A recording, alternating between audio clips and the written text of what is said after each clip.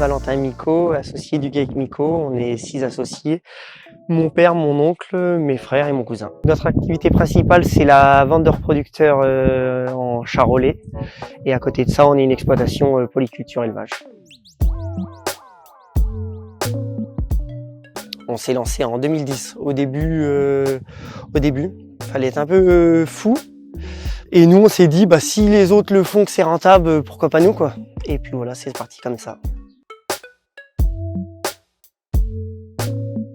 On avait un besoin de bâtiment pour pouvoir amortir ce frais.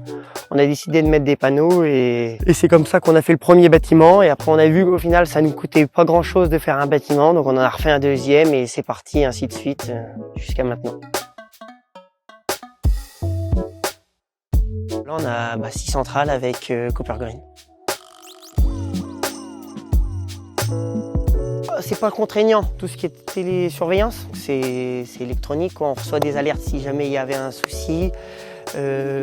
Pareil pour tout ce qui est la facturation, nous on aime le faire quand on a décidé de le faire. Il n'y a pas à se lever le matin, jamais en se levant le matin on se dit tiens, faut que j'aille soit surveiller les bâtiments, soit...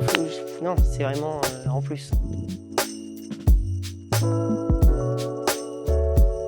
Cooper Green, on les a connus tout simplement, je pense, du porte-à-porte, le commercial de l'époque qui s'est présenté un jour où on avait le temps de le recevoir et puis le projet a mûri et c'est parti de là, tout simplement, d'une rencontre.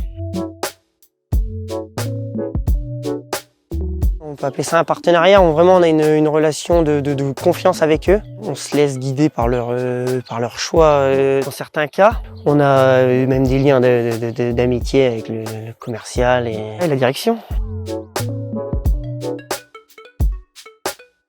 Et ben on aimerait en faire une en autoconso. Avec l'évolution là du prix de l'électricité, peut-être qu'on va trouver encore une meilleure rentabilité en ayant une part en autoconso.